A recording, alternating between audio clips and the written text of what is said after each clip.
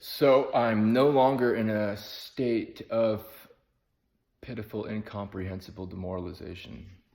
I'm learning that, well, I mean, I've already learned, but it's sinking in that I'm not defined by my past.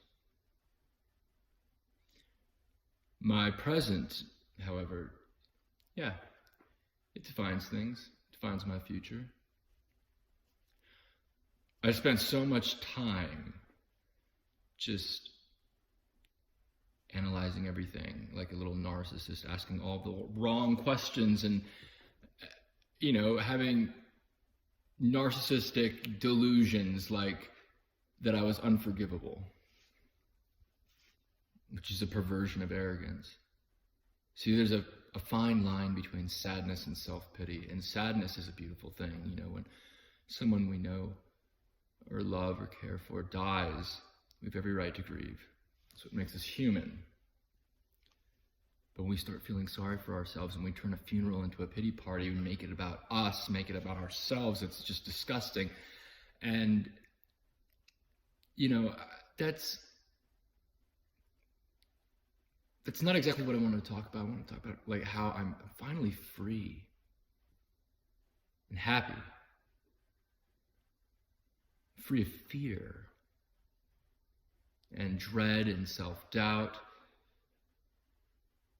Almost as if like these are like fear and resentment and things like that are all like demonic psyops to keep us from living the lives that we're meant to live and from being the happy and joyous, free people we're meant to be.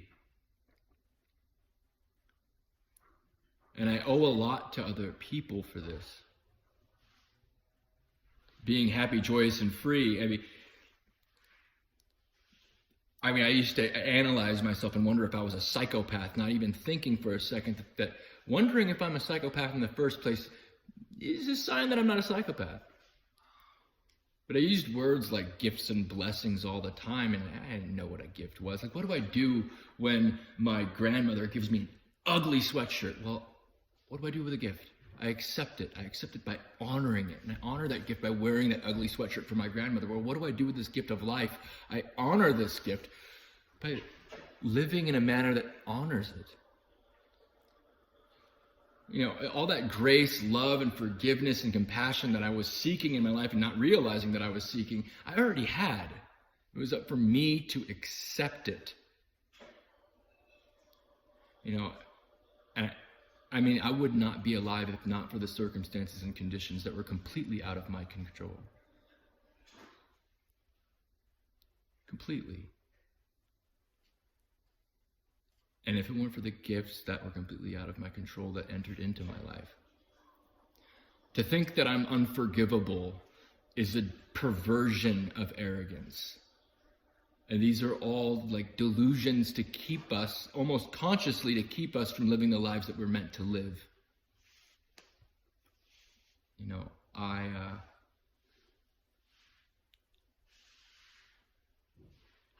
I remember exactly what it feels like to be in a state of pitiful and incomprehensible demoralization, but my feelings don't. My feelings are finally free. And now I can pursue things in life that have reverence and sanctity and that are worth worshiping. Now, worshiping isn't something that's a meek, disgusting thing to do. Like to venerate life, to venerate your friends and loved ones. I was always asking the universe the wrong questions, like what does God have in store for me? What does life have in store for me? Me. It never even occurred to me to ask, like, what do the people that love me in my life deserve of me?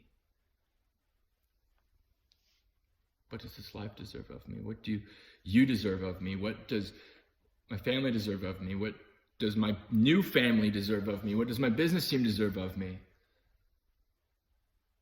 And when I start living in that manner, I become happier. When you like at least try to be of service to others, you just become happier. And it's a scientific fact. The more compassionate you are, the happier you're going to be. So I'm grateful.